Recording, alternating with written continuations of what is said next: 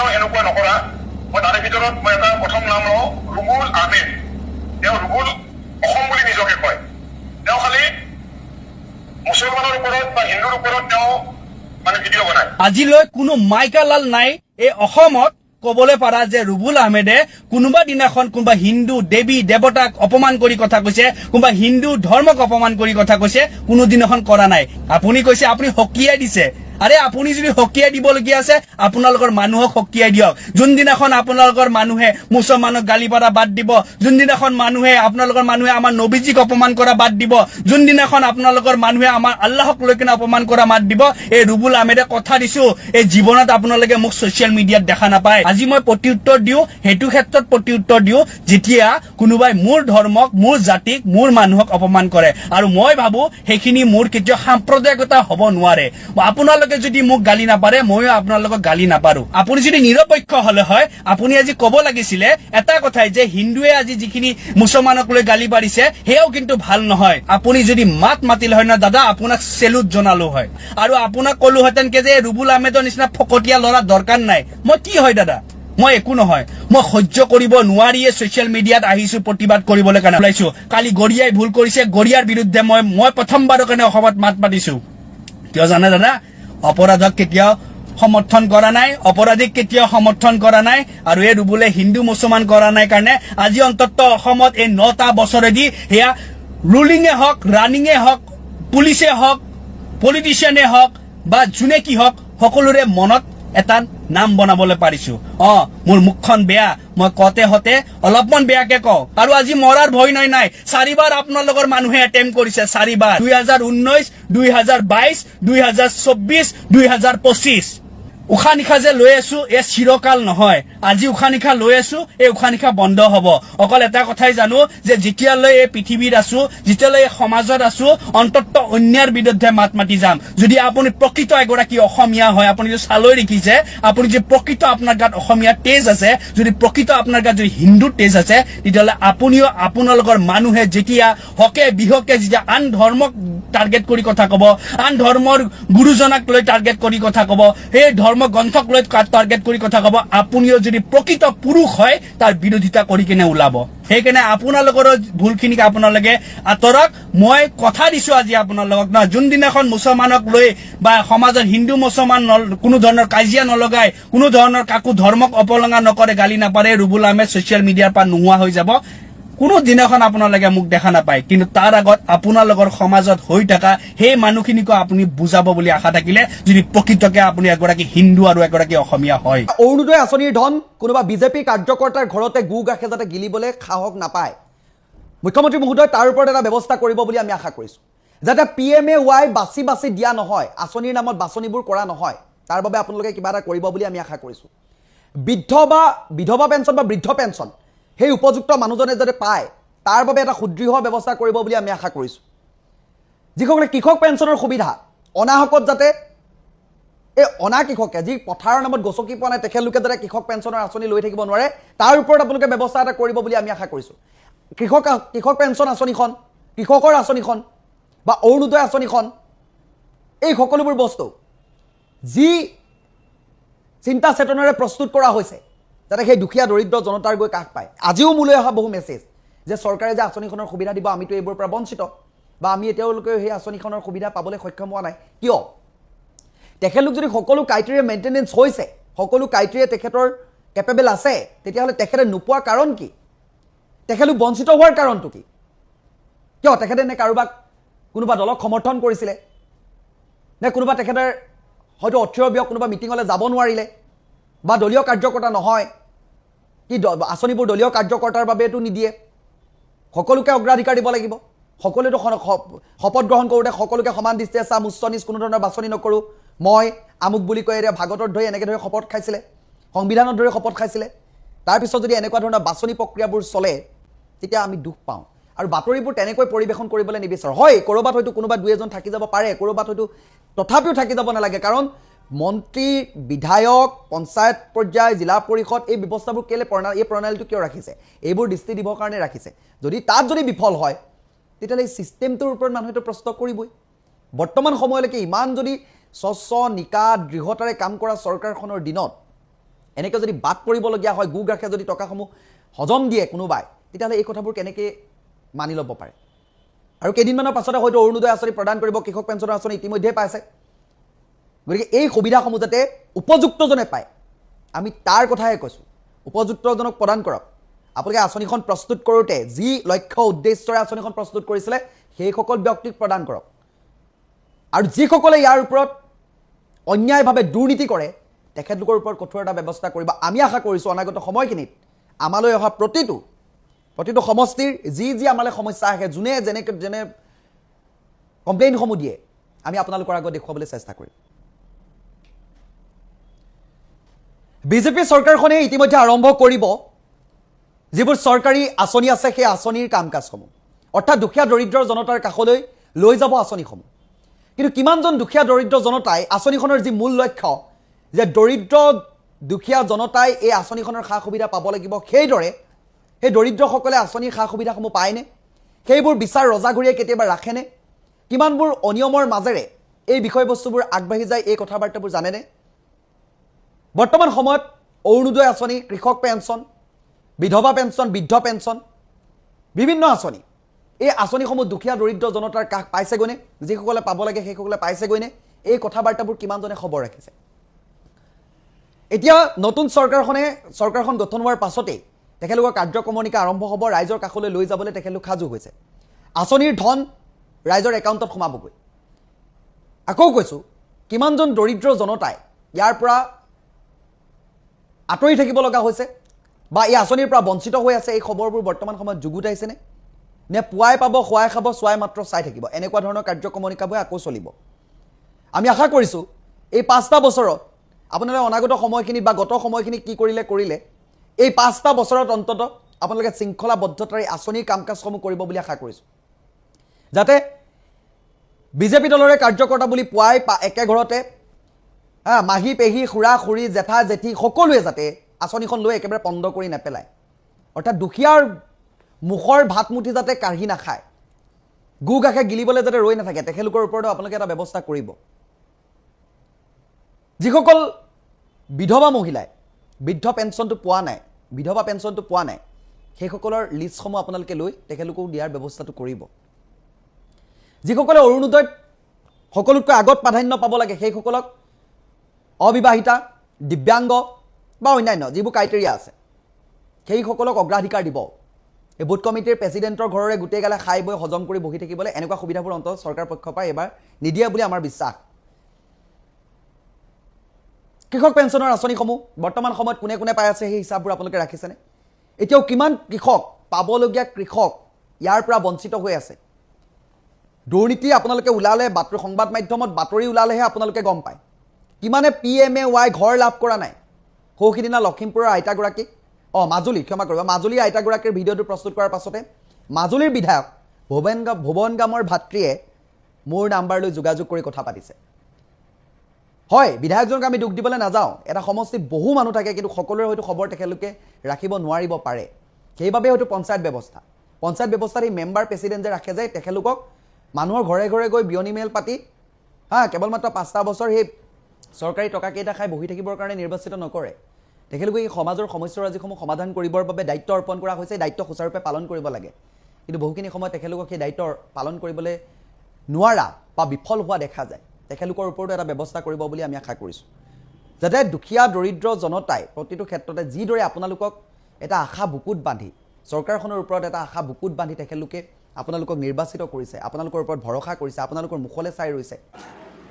কথাটো একেবাৰে মিছাও নহয়, যি ধৰণৰ অদ্ভুত ঘটনা। কাৰণ ৰাজনীতিত আমি সমাজত স্বাভাৱিক অৱস্থাত আমি কি দেখা পাওঁ, স্বাভাৱিক যিবোৰ আমাৰ বাস্তৱ অৱস্থাত ঘটনাবিলাক স্বাভাৱিকভাৱে ঘটে সেইটো আমি দেখা পাওঁ। এতিয়া সাহিত্যত কল্পনা কৰে মানুহে, বহু ধৰণৰ কথা হয়। গতিকে সাহিত্য, কাহিনী আৰু বাস্তৱ তাৰ মাজত এটা পাৰ্থক্য থাকে ন। কিন্তু এতিয়া ভাৰতৰ ৰাজনীতিত এনেকুৱা ধৰণৰ ঘটনা, মই মূল তাৰ উদাহৰণটো দিব গৈছিলোঁ এইটো কথাৰ পৰা যে ভাৰতৰ ৰাজনীতিত এনেকুৱা কিছুমান ঘটনা ঘটিছে যিবোৰ ঘটনাৰ লগত কাহিনীৰে যেন তুলনা, সাহিত্যৰ লগতহে যেন তাক তুলনা কৰিব পাৰি। উদাহৰণটো কি মই কৈছোঁ যে এটা নিৰ্বাচন হৈ গ'ল 2024 নিৰ্বাচন হৈ গ'ল 2024 নিৰ্বাচনত বিজেপিয়ে পালে 240টা আসন হয়নে আৰু বাকীবিলাকে পালে 230খন আৰু তাৰপিছত কিন্তু নীতিশ কুমাৰ আৰু চন্দ্ৰবাবু নাইডুৰ সহযোগত বিজেপিয়ে একক সংখ্যাগৰিষ্ঠতা পালে তেওঁলোকে আৰু চৰকাৰ গঠন কৰিলে এতিয়া এটা কথা আমি মন কৰা উচিত যে এই যে 2024 চনৰ যিদিনা নিৰ্বাচনৰ ফলাফল ওলাইছিল নিৰ্বাচনৰ ফলাফল ওলাওঁতে সেইদিনা বিজেপি যিটো বিজেপিৰ কেম্পৰ মাজত কিন্তু যথেষ্ট তেওঁলোকৰ মাজত উত্তেজনা দেখা পোৱা গৈছিল যথেষ্ট তেওঁলোকৰ মাজত মানে এক ধৰণৰ তেওঁলোক সাধাৰণতে তেওঁলোক যিমান আশাবাদী হৈ থাকে সেই সময়ত এক ধৰণৰ তেওঁলোক জয়ী হৈছে তেওঁলোকে আসন বেছি পাইছে প্ৰথমতে মোদীয়ে অফিচলৈ তেওঁলোকৰ বিজেপিৰ যিটো কেন্দ্ৰীয় অফিচ সেই অফিচলৈ যোৱা তেওঁৰ যিটো সময় সেইটোকে দুবাৰ নে তিনিবাৰকৈ তেওঁ পিছুৱাই দিছিলে মানে সাধাৰণতে ইলেকশ্যন এটাৰ পিছত যি ধৰণৰ উল্লাস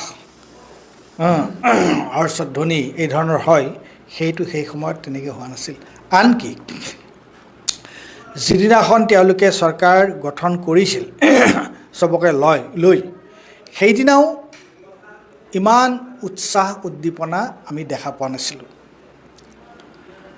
তাৰ কাৰণটো কি আছিল তাৰ কাৰণটো আছিলে যে তেওঁলোকে যিটো ভাবিছিল ইছবাৰ চাৰ্চপাৰ তাৰ সম্পূৰ্ণ ওলোটা তেওঁলোকে ফলাফলটো পালে আৰু প্ৰথম যেতিয়া পাৰ্লিয়ামেণ্টৰ অধিৱেশন বহিছে সংসদৰ অধিৱেশন বহিছে আৰু তেতিয়াও আমি দেখা পাইছোঁ যে হয় তেওঁলোক শাসনত আছে তেওঁলোকেই চৰকাৰ কৰিছে কিন্তু বিৰোধী তেতিয়া উত্তাল মানে যিটো চৰকাৰী পক্ষৰ মাজত যিটো উৎসাহ উদ্দীপনা দেখা পাব লাগিছিল সেইটো সেই সময়ত দেখা পোৱা গৈছিল বিৰোধী পক্ষৰ মাজত এইটো আছিলে 2024 চনৰ পৰিস্থিতি হয়নে হয় এতিয়া 2024 চন আৰু আজি হ'লেও আমি 2026 চন সেয়া আছিল 2024 চনৰ কথা আৰু আজি আমি আছোঁ 2026 চন 2024ৰ পৰা 2026লৈকে এই সময়ছোৱাত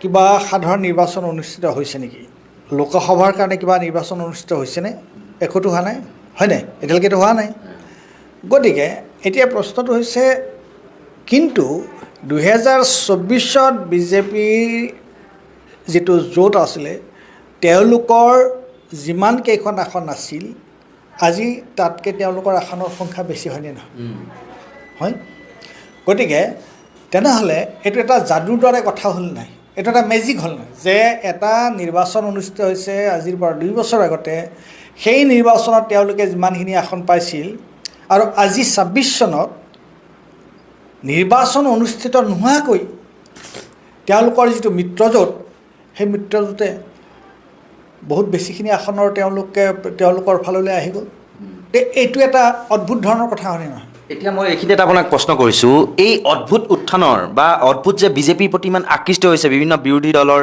ৰাজনৈতিক নেতা নেত্ৰীসকল এতিয়া তৃণমূল কংগ্ৰেছলৈকে চাওক 3টা ভাগত বিভক্ত হৈ গ'ল এটা শিবিৰ NDAৰ লগত থাকিম বুলি কৈছে এটা কিছুমানটো সম্পূৰ্ণৰূপে মানে বিজেপিকে ছাপোৰ্ট কৰিব আকৌ NCPটো শেহতীয়াকৈ NDAৰ সৈতে একাংশ নেতাত লগ হোৱাৰ বুলি এটা বাতৰি প্ৰকাশ পাইছে হঠাৎ এই মানে যাদুকৰী দণ্ডডাল বা মেজিক কেনেকৈ হ'ব পাৰে ইয়াৰ আঁৰত কি ৰহস্য থাকিব পাৰে বুলি আপুনি ভাবে নাই সেই মোৰ কালিৰ যিটো মোৰ প্ৰাসংগিক প্ৰশ্ন এই প্ৰাসংগিক প্ৰশ্নটোৰ মূল প্ৰতিপাদ্য বিষয় সেইটোৱে আছিল যে এটা নিৰ্বাচন অনুষ্ঠিত নোহোৱাকৈ তেওঁলোকে কেনেকুৱাকৈ তেওঁলোকৰ আসনৰ সংখ্যা NDA মিত্ৰজোঁটৰ আসনৰ সংখ্যা কেনেকৈ বাঢ়িল এতিয়া প্ৰশ্নটো হৈছে ভাৰতীয় জনতা পাৰ্টীয়ে 2024 চনত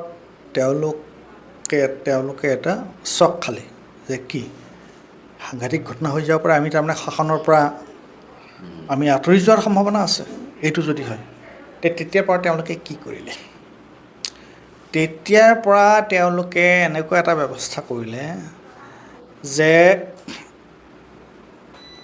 বিৰোধী যিবোৰ দল আছিল, ইণ্ডিয়া ব্লকৰ যিবোৰ দল আছিল, সেই দলবিলাকৰ তেওঁলোকে বচা তেওঁলোকৰ যিবোৰ MP আছিল, সেই MP বিলাকক তেওঁলোকে টাৰ্গেট কৰি ল'লে। তেওঁলোকে কি কৰিলে যে তেওঁলোকে নিৰ্বাচন আয়োগটোৰ ওপৰত, নিৰ্বাচন আয়োগক সম্পূৰ্ণৰূপে নিজৰ আয়ত্তলৈ আনিলে। তাৰপিছত তেওঁলোকে কি কৰিলে, প্ৰচাৰ মাধ্যমৰ ওপৰত তেওঁলোকৰ এটা নিয়ন্ত্ৰণ আছিলেই। গতিকে জনসাধাৰণৰ যিটো মুড, জনসাধাৰণৰ যিটো মনোভাৱ, এই জনসাধাৰণৰ মনোভাৱটো যেতিয়া তেওঁলোকৰ বিৰুদ্ধে যোৱাৰ উমান তেওঁলোকে পালে, তেতিয়া তেওঁলোকে এই যিবোৰ আমাৰ যিবোৰ অনুষ্ঠান প্ৰতিষ্ঠান আছে, সেইবোৰৰ যোগেদি আৰু বিশেষকৈ নিৰ্বাচন আয়োগৰ যোগেদি তেওঁলোকে গোটেই নিৰ্বাচন আয়োগে কি কৰিলে, SIR কৰিলে। গতিকে তেওঁলোকে তেনেকুৱাকৈ কৰি তেওঁলোকে প্ৰথম কৰিলে তেওঁলোকে মহাৰাষ্ট্ৰ, প্ৰথম কৰিলে হাৰিয়ানা। মানুহে ভবাই নাছিলে, হাৰিয়ানাত চবেই কৈ আছিলে যে এইবাৰ BJP শাসনলৈ অহাৰ প্ৰশ্ন নুঠে। Haryana was a shock for the opposition. প্ৰথম খুন্দাটো তাত খালে। এতিয়া তেওঁলোকে, আমি বাহিৰতহে দেখা পাইছোঁ, ভিতৰত তেওঁলোকে কেনেকুৱাকৈ গোটেই বস্তুটো নিজৰ নিয়ন্ত্ৰণলৈ আনিবৰ কাৰণে চেষ্টা কৰিছে। আৰু সেইটো প্ৰথম আমি তাৰ উমান পালোঁ হাৰিয়ানাত। তাৰপিছত হাৰিয়ানাৰ পিছত মানে যেনেকুৱাকৈ প্ৰশ্নটো কি হৈছে, যেতিয়া 2024 চনত BJPৰ কাৰণে এটা শ্বক আছিলে, তেওঁলোকে শ্বক খাই গৈছিল যে কি হ'ল ঘটনাটো। তাৰ পিছৰ কিন্তু ঘটনাবিলাক সম্পূৰ্ণ BJPৰ অনুকূলে গৈ আছে আৰু ইণ্ডিয়া ব্লকৰ প্ৰতিকূলে গৈ আছে। হাৰিয়ানা হ'ল, হাৰিয়ানা এটা ডাঙৰ শ্বক। তাৰপিছত তোমাৰ মহাৰাষ্ট্ৰ, বিহাৰ, তাৰপিছত আহিল বিহাৰ, মানে এটাৰ পিছত এটা তেওঁলোকে এনেকুৱাকৈ নিয়ন্ত্ৰণ কৰিছে। আৰু ইণ্টাৰেষ্টিং কথা সেইটো হৈছে যে তেওঁলোকে এইটো তোমাৰ বিধানসভাৰ নিৰ্বাচন হৈছে, বিধানসভাৰ নিৰ্বাচনৰ যোগেদি তেওঁলোকে এনেকুৱা এটা পৰিস্থিতি সৃষ্টি কৰিছে যে বিধানসভাৰ নিৰ্বাচনৰ পিছত তোমাৰ লোকসভাৰ এতিয়ালৈকে আমি দেখিছোঁ যে কংগ্ৰেছক বাদ দি বাকী যিবিলাক সৰু সৰু দল আছিলে, আঞ্চলিক দল আছিলে, তেওঁলোকৰ ওপৰত কেনেকুৱা ধৰণৰ তেওঁলোকে চাপ সৃষ্টি কৰিছে, কেনেকুৱা ধৰণৰ চাপ সৃষ্টি কৰিছে। প্ৰথম দেখা পালোঁ আমি এইটো মহাৰাষ্ট্ৰত, দুটা গোট, শিৱসেনা আৰু NCP। এতিয়া তেওঁলোকে শিৱসেনাৰ পৰা মানুহ লৈ গ'ল BJPলৈ। এতিয়া তেওঁলোকে আমি দেখা পালোঁ যে তৃণমূল কংগ্ৰেছত কি ধৰণৰ এটা অৱস্থা হৈছে, কেনেকুৱা ধৰণৰ অৱস্থা এটা হৈছে তৃণমূল কংগ্ৰেছত। থান বান কৰি দিছে তেওঁলোকে এতিয়ালৈকে দুটা কৰিব পৰা নাই। এটা হৈছে কংগ্ৰেছৰো এজন দুজন গৈছে, আমাৰ মহাপুৰুষ যেনেকুৱাকৈ তোমাৰ প্ৰদ্যুৎ বৰদলৈ MP গৈছে। কিন্তু তৃণমূল কংগ্ৰেছৰ যিটো অৱস্থা হৈছে বা তোমাৰ এইটো আমাৰ শিৱসেনাৰ যিটো অৱস্থা হৈছে বা NCPৰ যিটো অৱস্থা হৈছে, এইটো হোৱা নাই। আৰু এটা দলৰ ক্ষেত্ৰত সেইটো হোৱা নাই, সেইটো হৈছে সমাজবাদী দল, মানে উত্তৰ প্ৰদেশৰ। তাত বাহিৰে তেওঁলোকে এনেকুৱাকৈ চেপি আনিছে বিভিন্ন প্ৰক্ৰিয়াৰ যোগেদি, মানে এইটো এটা কেনেকুৱা ধৰণৰ আচৰিত কথা যে বিধানসভাৰ নিৰ্বাচনৰ যোগেদি তেওঁলোকে মানে লোকসভাৰ নিৰ্বাচনত তেওঁলোকৰ সদস্য সংখ্যা বঢ়াই দিছে। এই ধেমালি কথা নেকি এইটো এটা? আৰু সেইটো হৈছে কমপ্লিটলি এই যিবোৰ ষ্টেটৰ যিবোৰ মেচিনাৰী আছে, ইলেকশ্যন কমিশ্যন, ED, CBI, এইবোৰ লগ লগাই, আনকি পৰোক্ষভাৱে ন্যায়পালিকাও। গতিকে ইয়াৰ আগতে ভাৰতবৰ্ষৰ ইতিহাসত এই ধৰণৰ ঘটনা হোৱা নাছিল। মই অৱশ্যে সাহিত্যৰ উদাহৰণবোৰ অলপ বেছিকৈ দিলোঁ কাৰণে ৰাইজে বস্তুটো এইখিনি এটা কথা মই পৰা দিওঁ, মানে EVMত জুই লগাটো এক অলৌকিক ঘটনা নহয়নে? কি ভাবে? নাই, সেইটো অলৌকিক নহয়, সেইবোৰতো নিজে নিজে কৰিছে ঘটনাবোৰ। গতিকে মোৰ মূল প্ৰতিপাদ্য বিষয়টো আছিল এইটো যে এই ধৰণৰ যে মেজিক তেওঁলোকৰ হাজত কি যাদুদণ্ড আছে, কি মেজিক আছে, আচলতে মেজিক একো নাই। তেওঁলোকে এই ধৰণৰ যিটো নিয়ন্ত্ৰণ কৰিছে নহয়, এটা হৈছে তেওঁলোকৰ হাতত থকা যিবোৰ অনুষ্ঠান চৰকাৰৰ, কেন্দ্ৰীয় চৰকাৰৰ, আৰু মূলতঃ নিৰ্বাচন আয়োগ, তাৰ যোগেদি তেওঁলোকে 2024 চনৰ লোকসভা নিৰ্বাচনৰ ফলাফলে তেওঁলোকে সলনি কৰি দিছে। এতিয়া যিহেতু বিৰোধীৰ যি নিশকতীয়া অৱস্থা আমি দেখা পাইছোঁ, বা সদনত আগৰ চাইনী ঘোষেই হওক বা অন্যান্য কাকলি ঘোষ নে কোন, তেনেকুৱা ধৰণৰ মানে যি নেত্ৰী আছিল, সবল নেতৃত্ব আমি দেখা পাইছিলোঁ, এতিয়া হয়তো তেওঁলোক NDA শিবিৰৰ লগত চামিল হোৱাৰ সম্ভাৱনা প্ৰকট। আৰু এই ক্ষেত্ৰত এতিয়া বিৰোধী যিহেতু নিশকতীয়া হৈ আহিছে, আমাৰ সৰ্বসাধাৰণ ৰাইজ যিহেতু ৰাইজেও চেপা খাবলৈ আৰম্ভ কৰিছে বিজেপিৰ শাসনত, বিভিন্ন দিশৰ পৰা ৰাইজক মানে চাৰিওফালৰ পৰা চেপি ধৰিছে, কৰৰ বোজাই হওক বা মূল্যবৃদ্ধিৰ বোজাই হওক, নিবনুৱা সমস্যাই হওক, প্ৰশ্ন কাকত ফাদিলেই হওক, এটা পৰীক্ষা অনুষ্ঠিত কৰিব নোৱাৰে, এইবিলাক সমস্যাই আগুৰি ধৰাৰ সময়ত এতিয়া ৰাইজে ইয়াৰ পৰা পৰিত্ৰাণ পোৱাৰ উপায় কি? যিহেতু গণতন্ত্ৰত বিৰোধী বুলি ক'বলৈ এতিয়া একেবাৰে নিশকতীয়া হৈ পৰা আমি দেখিবলৈ পাইছোঁ, সকলোকে চেপি আনিছে বিজেপিয়ে। ৰাইজৰ কৰণীয় কি বুলি ভাবে আপুনি, কি ক'ব? চোৱা, তাৰ আগতে মই এটা বস্তু তুমি যে বস্তুটো চুই গৈছা, সেই কথাটো অলপ উত্তৰ দিয়াটো উচিত হ'ব। সেইটো হৈছে, মই এটা শব্দ কৈ আছোঁ আজি, এইটো মোৰ শব্দ নাছিলে, আজিকালি এইটো শব্দ মানুহে বেছিকৈ নকয়, কিন্তু এসময়ত এইটো খুব চলিছিল। সেইটো হৈছে পলিটিকেল ক্লাছ, ৰাজনৈতিক শ্ৰেণী। এতিয়া আমি ভাৰতবৰ্ষত 2024 পৰা 2026লৈকে তুমি এইটো কথা নাভাবিবা যে ভাৰতবৰ্ষৰ জনসাধাৰণে বিজেপিৰ প্ৰতি আগ্ৰহী হৈছে। নাই হোৱা।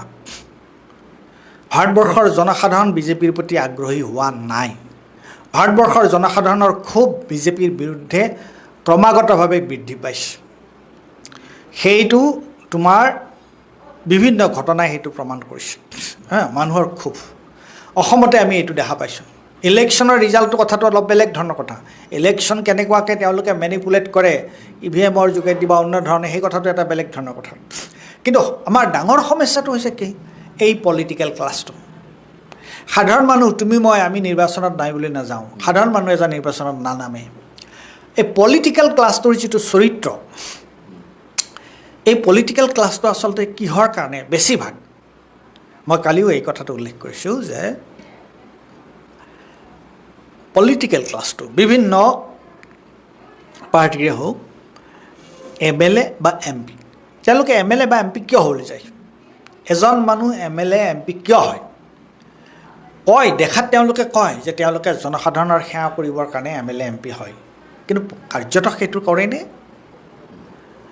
মানে অতি মুষ্টিমেয় অংশৰ বাহিৰে এই যিটো ৰাজনৈতিক যিটো শ্ৰেণী, এই ৰাজনৈতিক শ্ৰেণীটোৰ উদ্দেশ্য হৈছে যে তেওঁলোকে এগৰাকী MLA বা এগৰাকী MP হৈ তেওঁ দুটা বস্তু তেওঁ বিচাৰে। কি বিচাৰে?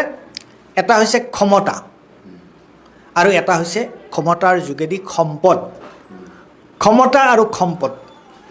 আজি তুমি মধ্যপ্ৰদেশত কি হৈছে? এতিয়া কিহক লৈ কি দুৰ্নীতিৰ প্ৰশ্নটো উত্থাপন হৈছে? মুখ্যমন্ত্ৰীয়ে কিমান একৰ মাটি কিনিলে? আমি কিয় পিছ পৰি আছোঁ নেকি? অসম পিছ পৰি থকা বুলি ভাবিছা নেকি তুমি? অসমৰ মুখ্যমন্ত্ৰী পিছ পৰি আছে? অসমৰ মুখ্যমন্ত্ৰী পিছ পৰি থকা নাই নহয়।